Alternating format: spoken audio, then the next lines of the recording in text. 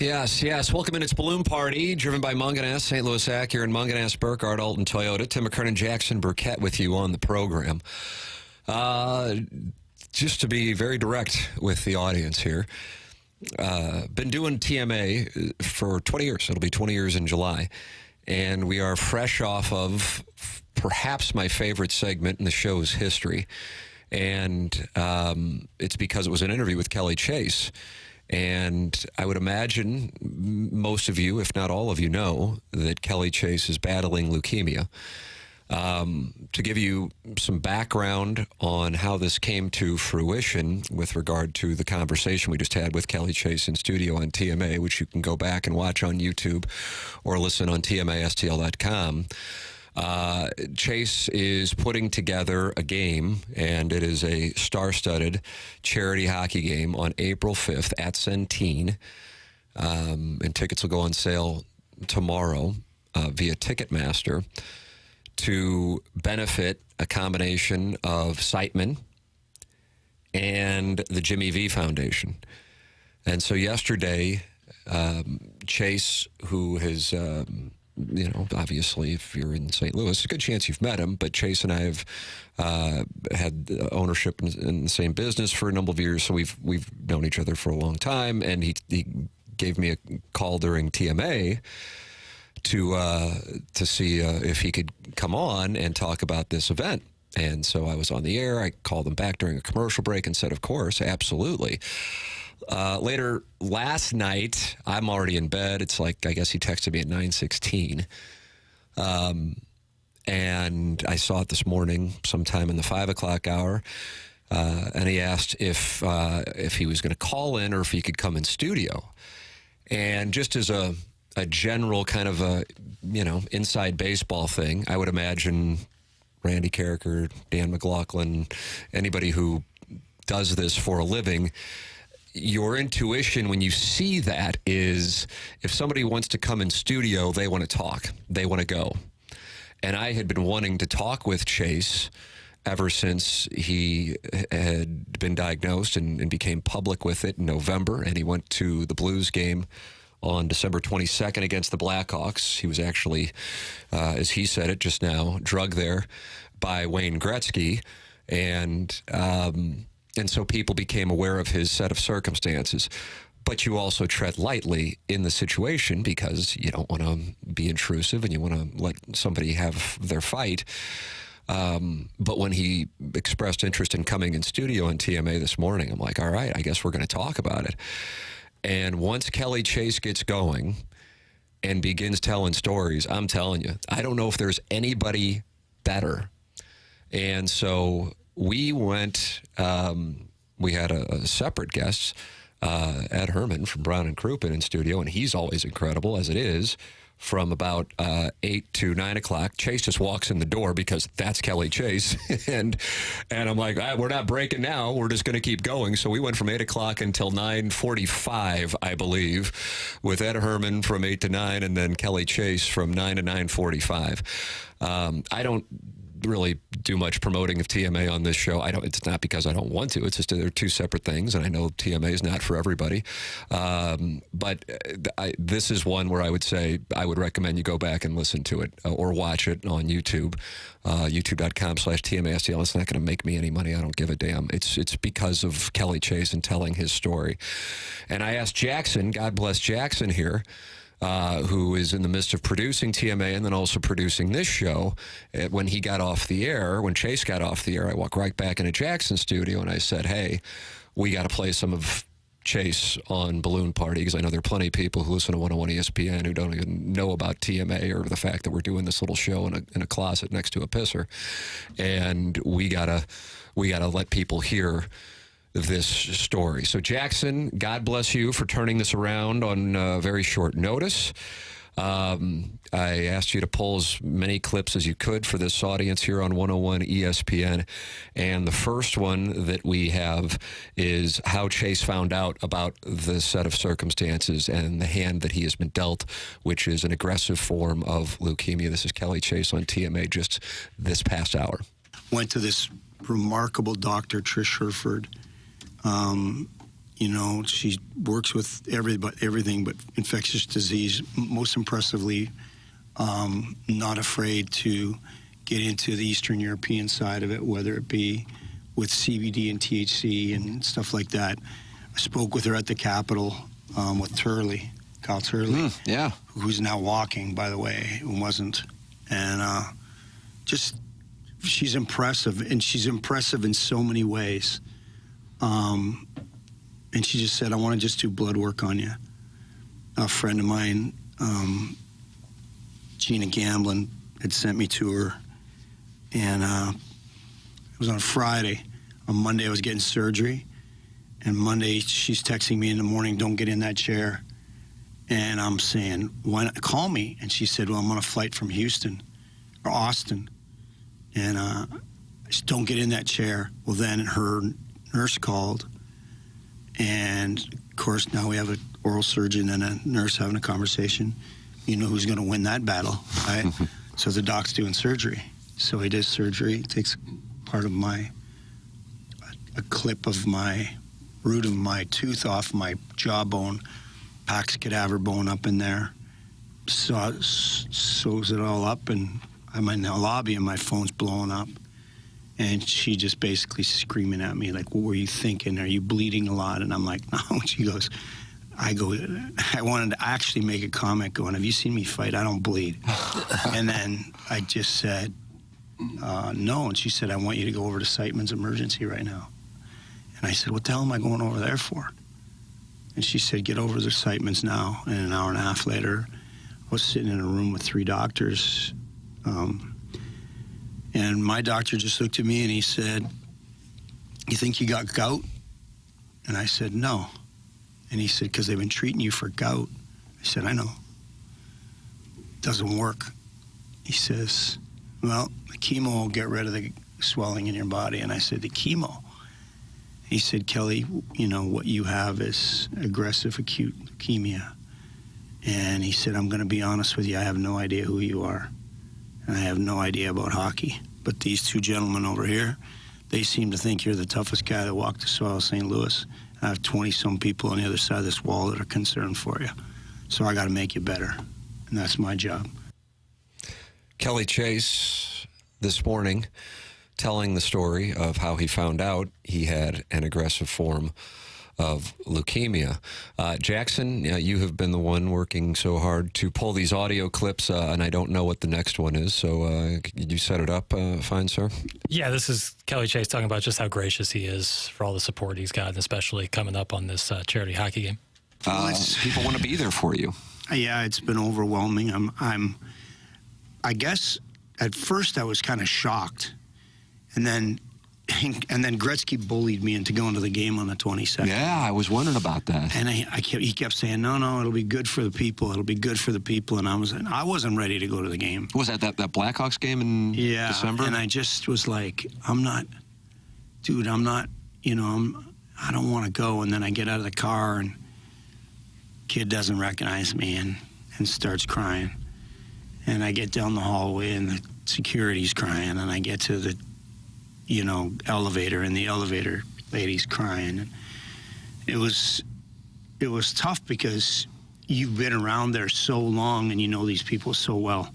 So I said to Ray Lynn, and I was with Twister too when I mentioned this, and I said, just to let you know that, I said, people are scared. And they're like, they're not scared of you, they're not scared of you. And I said, they're not scared of me, they're scared for me. Because this isn't what they expect of me. So my wife's like, oh, that's crazy. They're not scared. And I said, I made a living out of knowing when people were scared. I know when they're scared. And Twister said, Raylin, they're scared. It's okay. And he certainly made a living out of knowing when people are scared. So the whole thing of it is I am overwhelmed. I'm grateful. I hope people come out. I hope it's just such an overwhelming success that it's a way of saying thank you to everybody. We will have some surprises. We will have some cool things happen, and it's just going to be a great night. I know that I know I've got guys calling me from all over the country, and not even out of country, saying I'm coming back for this, and I'm like, I'm trying to put this team. I told Bruce, I'll send the team today. He's like, Chaser, we got to get going here, like.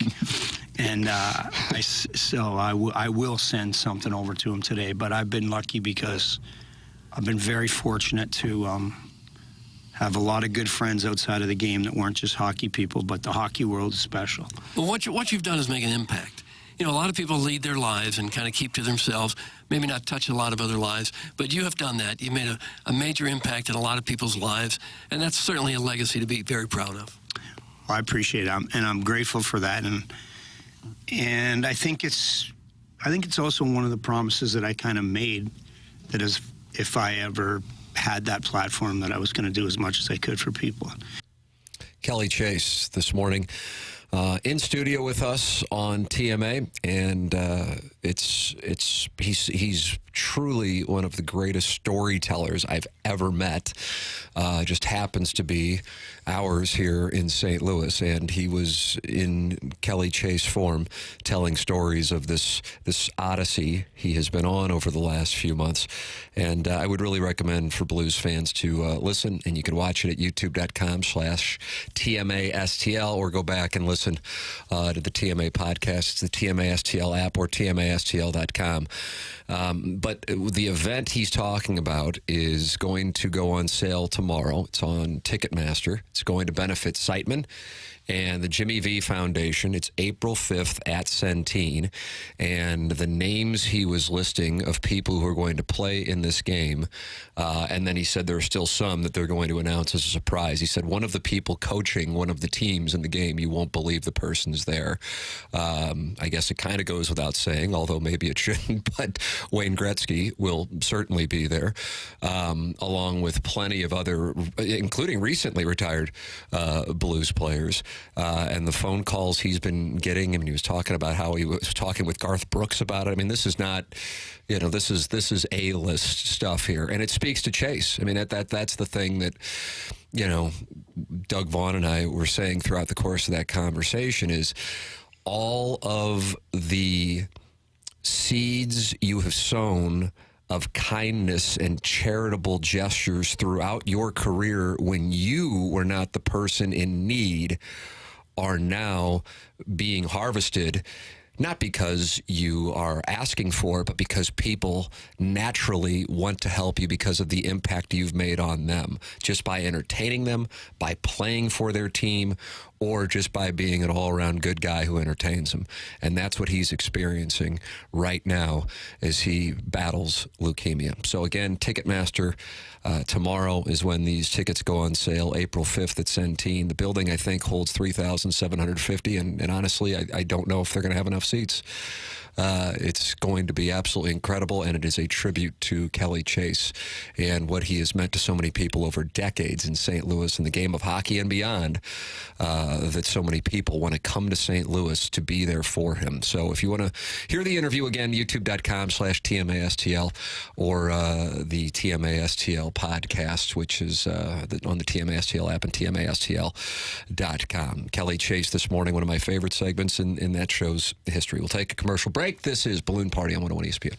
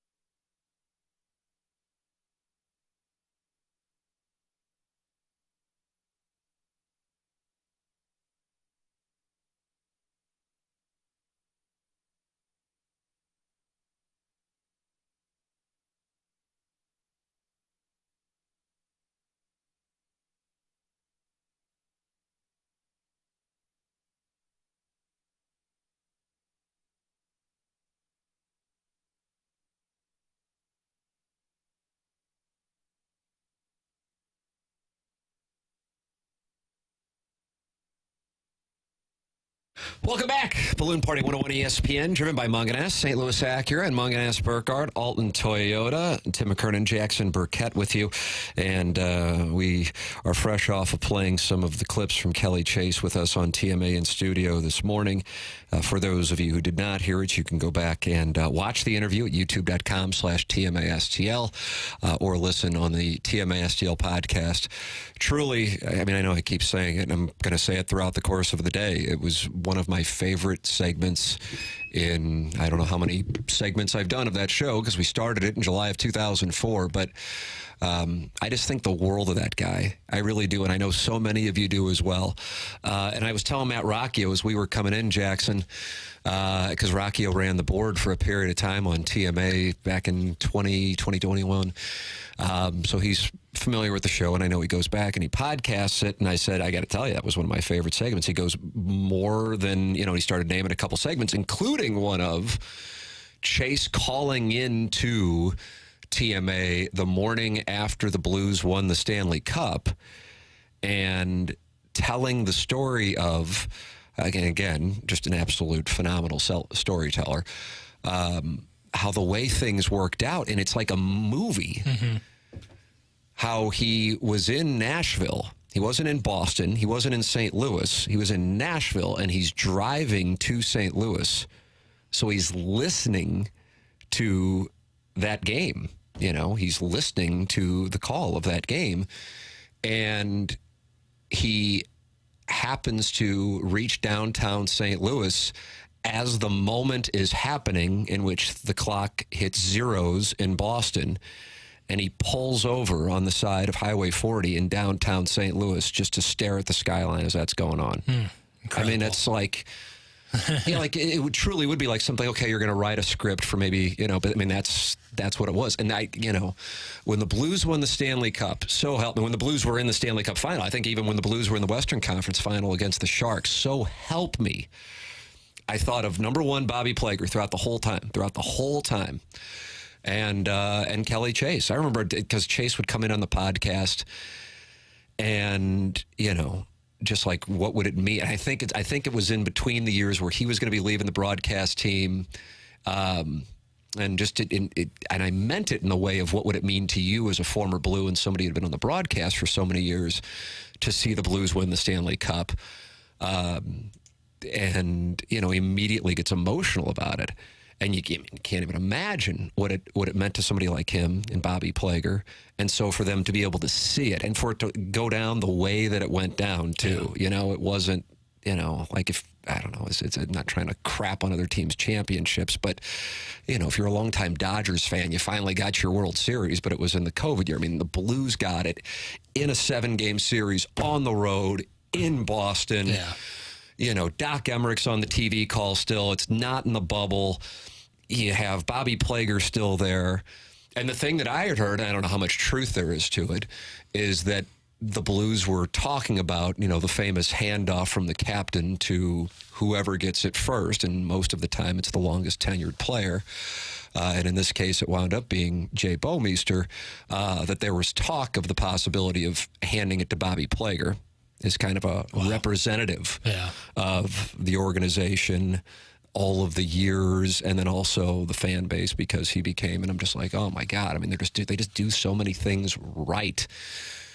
And so when Chase called in the morning after they won the cup, I'm like, God, this is like, you couldn't set a scene. Like, I mean, imagine you're driving on Highway 40 and there's Kelly Chase staring at the skyline. It's incredible. I mean, it's so yes, it's really hit me, and the way it kind of works doing this stuff. Honestly, again, moments of transparency here is, when we're screwing around on TMA, it's usually slap and tickle for 3 hours, and I just come in here, and then the show's certainly different. But there's still some slapping and tickling going on, and Jackson asks me a few questions, and I go off and do the program.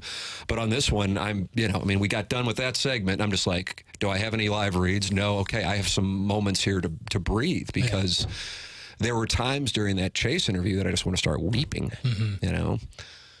So,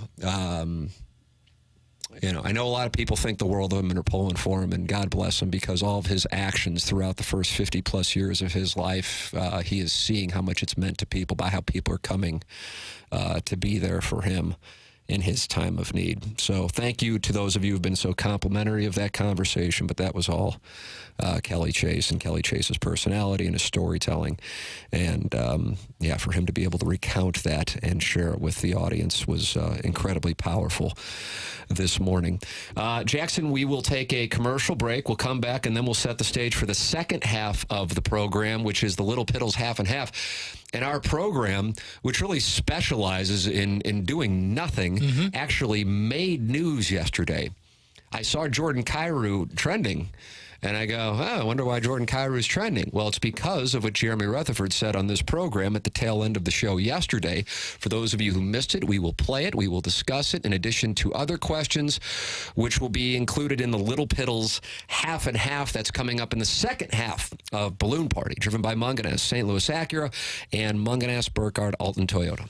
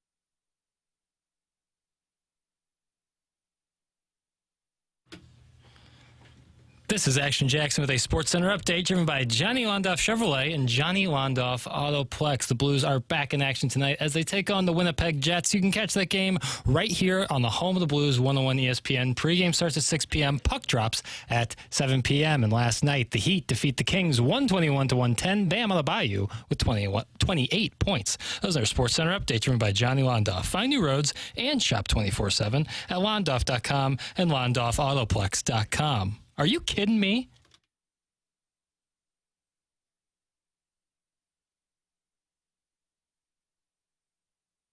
Welcome back. It is Balloon Party on 101 ESPN. Tim McKernan with you at the top of the hour. Jackson Burkett on the other side of the dais with what is called the Little Piddles Tuesday Half and Half. And Jackson, yesterday, we had Jeremy Rutherford on, and it was the final segment of the show, so we didn't really get a chance to spend much time discussing what he said, but what he said certainly got some attention from Blues fans, and it was this exchange, which I then want to expound upon once we play it right here. Here's Jeremy Rutherford on Balloon Party yesterday.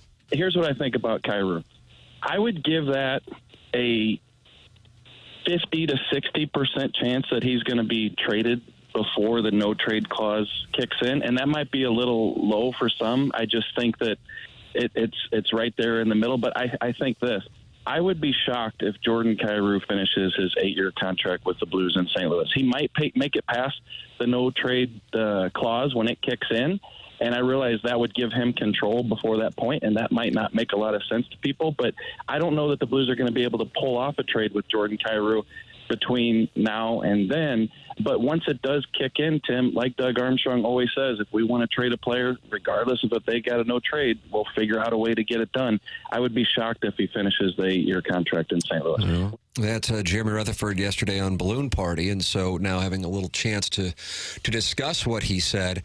I think the reaction from Blues fans, yes, and this isn't everybody. Some people were 100% with him. Some people were really surprised to hear it.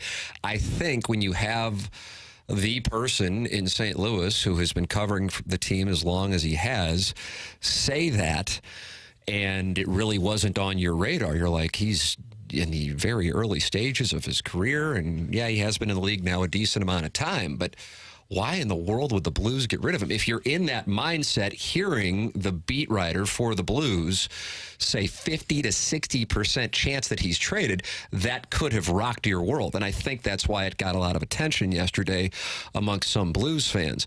Candidly, I think the chance is higher than that.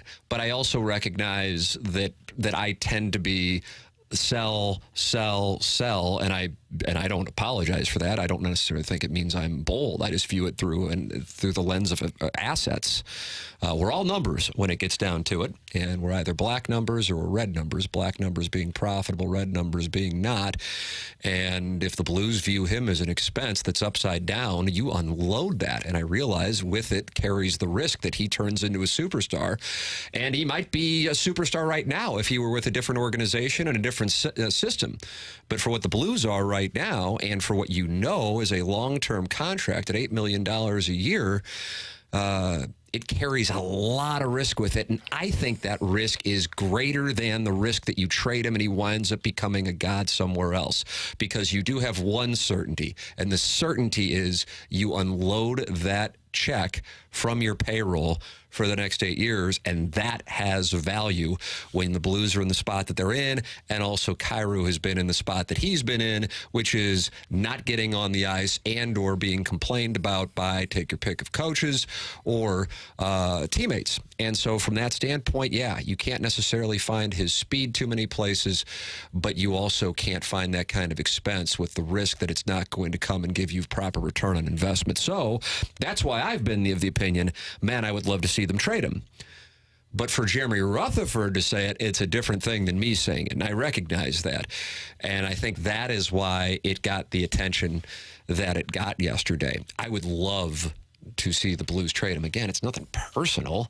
It's just, I just feel like that's one that they're going to go, man, this isn't working out. It's just not there. And holy crap, we're on the hook for these dollars for a long time.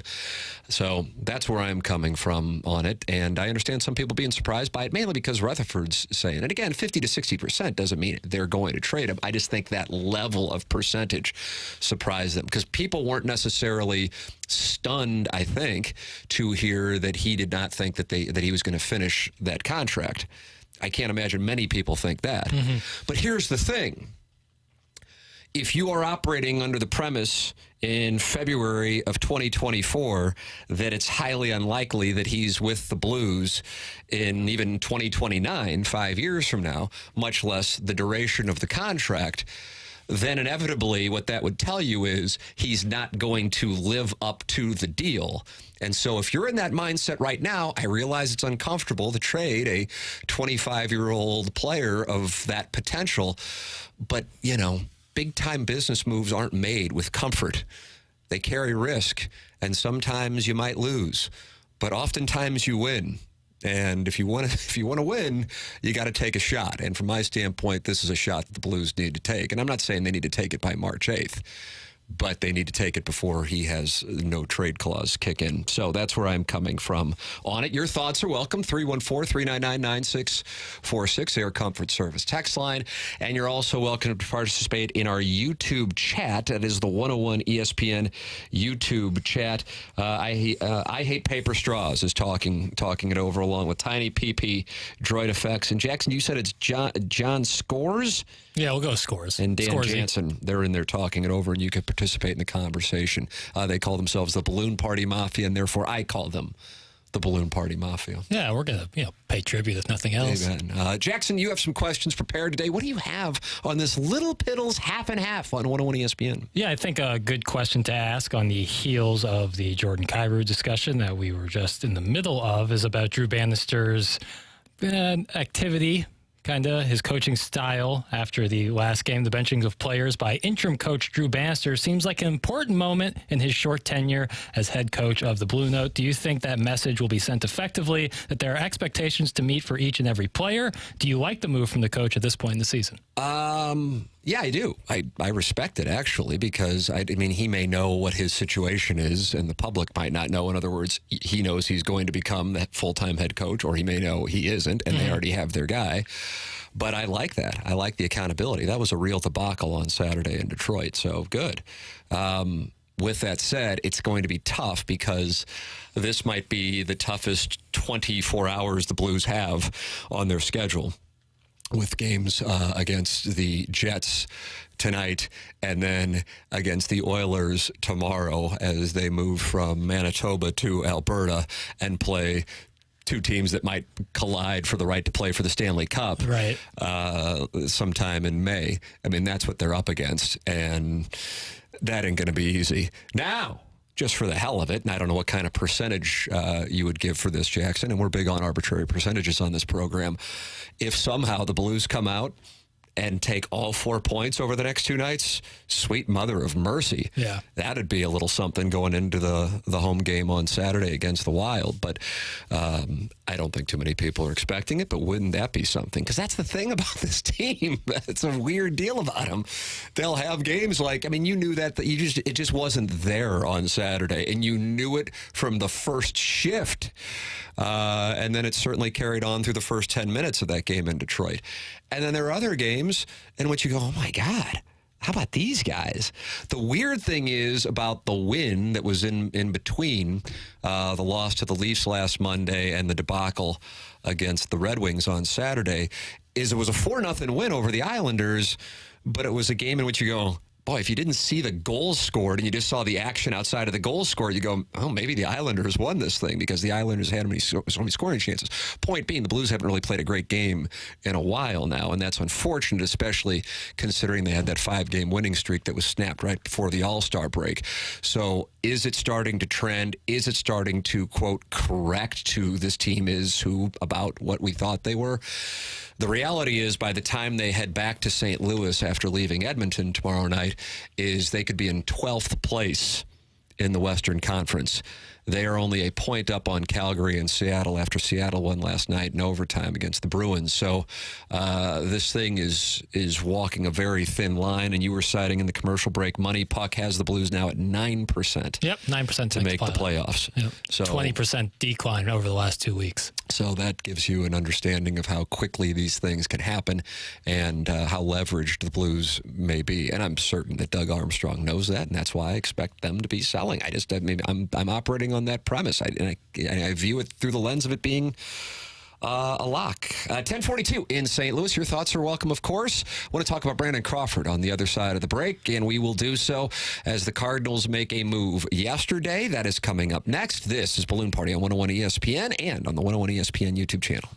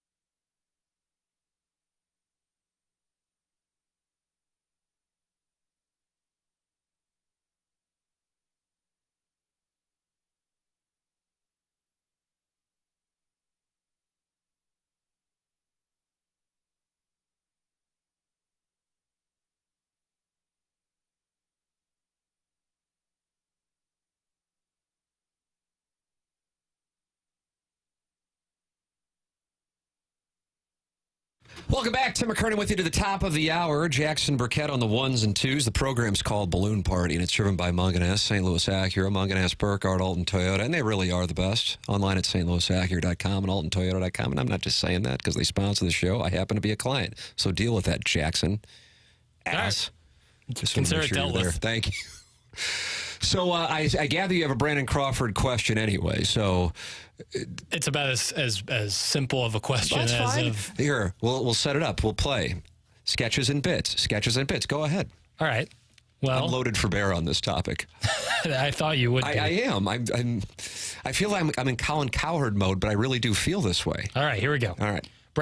Brandon Crawford was added to the roster yesterday after a run on free agents. What do you make of the move? Do you think fans are making too much of this, both positive and negative? That sucks. Then you just stole my thunder. But yes, that's how I feel. Yeah. I'm just like, okay, this isn't an indication that Bill DeWitt is hoarding money. This isn't an indication that the Cardinals are about to recapture the Giants of 2010, 2012, and 2014's magic. This is really the Cardinals misjudging yet again, which has been a tradition throughout the 21st century, an injury diagnosis. That's the issue. It's not about, I guess, because is this like bait or engagement farming when you talk about the DeWitts and money? Both. Ooh, is that right? Interesting. Yeah, I think you might be right if I'm starting to understand the definitions. The Venn diagram overlap? Yep, it's the rare. Okay. Because you can never go wrong with that. Yeah. It's a good populist take. You'll appeal to, I'm sure I'm pissing people off right now by pissing on the DeWitt is cheap thing because it drives me up the wall. And here's the thing. I got nothing to do with the Cardinals. I'm not looking for a job anywhere. This is just how I observe it. And I've been observing this ownership group, which I think will go down as one of, if not the best, in the history of St. Louis sports, which, again, is counterintuitive. And people would say, oh, you're a rights holder. I got no rights to hold. And they don't want me holding their rights. But this is just a move in which the Cardinals are going, oh, crap, Tommy Edman's not going to be ready. Mason Wynn, hopefully, is going to be great, but we need some depth. Who's out there? Brandon Crawford. Great. And that's it. And Brandon Crawford, who won those championships with the San Francisco Giants, is not the guy that the Cardinals are getting. This is a 37-year-old man, probably done playing baseball within the next year or two. And he's been with a great organization, and good for him. He isn't going to go flop around with Aroldis Chapman in Pittsburgh this year. He gets to play at the Cardinals, probably win a division title, mainly because of how bad the division is, and compete. And I'm sure he wants to compete at this point. He doesn't need any more money. And that's what this is. But the story to me is a story that has been a story dating back to the early 2000s, and that is the Cardinals hoping for medical miracles with regard to their players. And then the players not living up to said hopeful prognostications. And then the Cardinals being left in a spot where they have to sign a 37-year-old guy because they don't know what they're going to have at shortstop in Mason Wynn. This has been going on for years. I don't know why the Cardinals are so off on their medical prognostications. I know it's a sore subject for some in the organization. I recall, I'm going back to the aughts. I'm not trying to dress anybody down here, so I'm not going to name a name.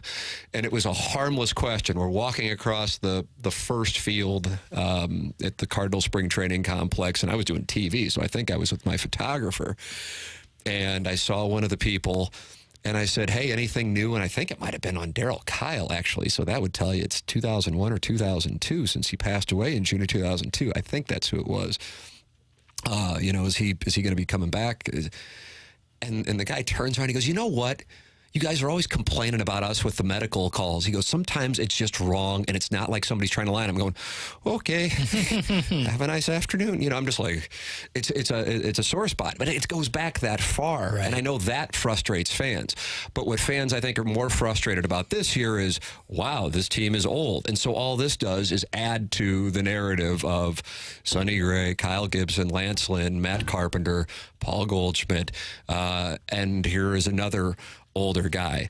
If the Cardinals would have signed Jordan Montgomery yesterday, all of that would have been forgotten, I would imagine, by the vast majority of people. But that isn't most likely the way that this is going to play out. Who knows? And so people, oh my God, this is the move they're going to make. Well, they're making this move out of necessity. They're not making this move because they were like, ooh, Crawford's available and it's February 26th. We got to take advantage of this. They're going, oh crap. We thought Tommy Edman was going to be able to be ready for opening day, and the man hasn't even been cleared to swing a bat yet.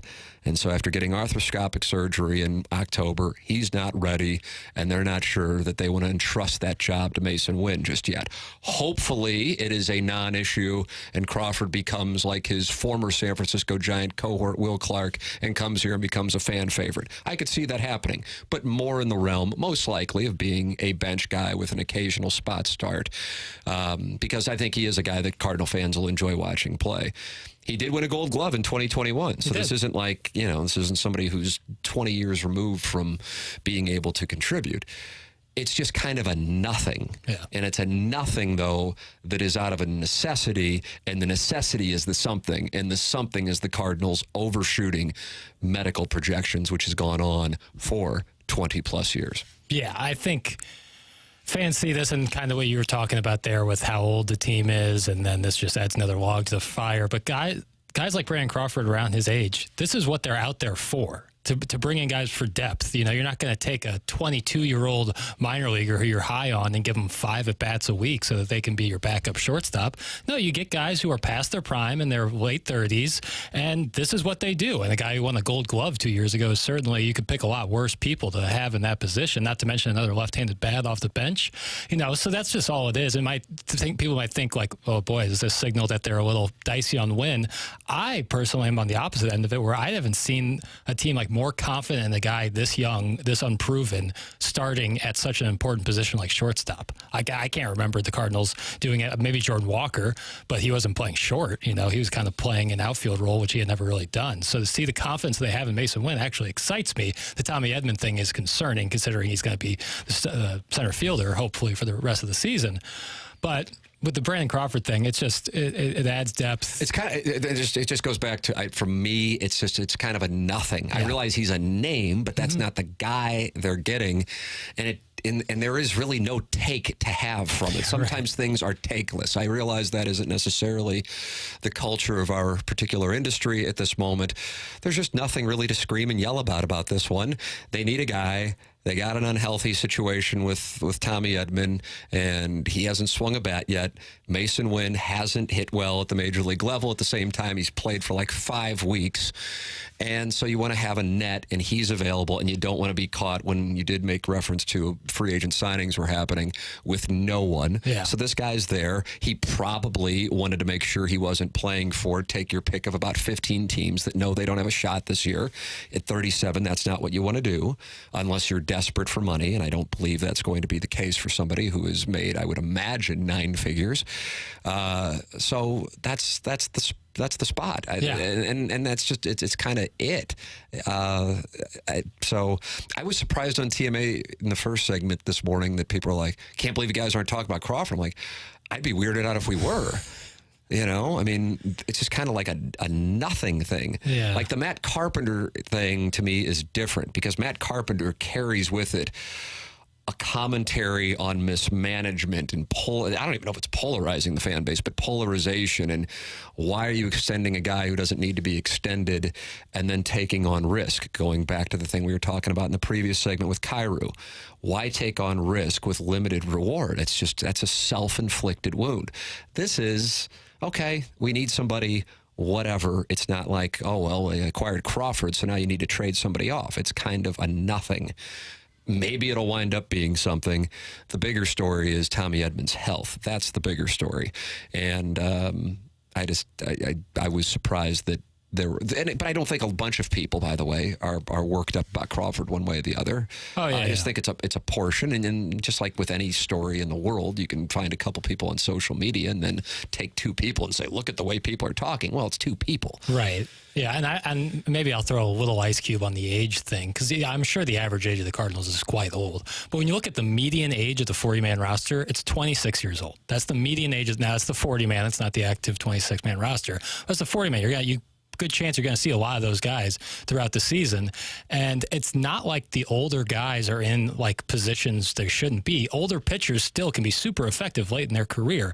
The oldest guy in the field is Paul Goldschmidt, and he just won the MVP 2 years ago. So it's not like they have a bunch of geezers out there in the outfield by any means. They got old guys in the bullpen and the pitching rotation, which plenty of teams also have. Some guys don't hit their stride until their 30s. So yeah, but I mean, you do take a look at the infield, and the corners and the catcher are all in their, mid 30s to later 30s with Goldschmidt. And so I understand the complaints on the age thing. Again, I just kind of write off the 2024 season as a bridge year of sorts for the Cardinals, even though I gather they're not going to say that publicly. My tell on that is that they are in full promotion mode. They keep talking about Yadier Molina and how that's going to be an exciting thing for the year. He has not made an appearance in Jupiter. I don't know when he will. Maybe he's going to get around in at Medalist and then he'll stop by the camp. But it's just that's overstating because I think it's more promotional. I'd be really curious if the Cardinals were in the National League East or National League West, if that would have changed the arithmetic this offseason. But they are fortunately in the National League Central, and therefore they might be able to, as we were talking about their win projection yesterday of 84.5, win a division with 85, 86 wins. And then, as we've seen, who knows what happens in the playoffs. And I understand it. I actually think it's responsible and smart considering the uncertainty of the television deal. But I know fans don't want to hear that because fans go, you got 3 million fans coming through the gates. I don't care about your television deal. Spend the money. And this rotation doesn't get me fired up or thinking that you're going to have a great season. And so that is the undercurrent of the unhappiness of what is a pretty healthy percentage of the fan base. All right, it's time for us to shut it down. BK and Ferrario are up next. For Action Jackson, I'm Tim McKernan. This has been Balloon Party, driven by Munganess, St. Louis Acura, and Munganess, Burkhardt, Alton Toyota on 101 ESPN and the 101 ESPN YouTube channel.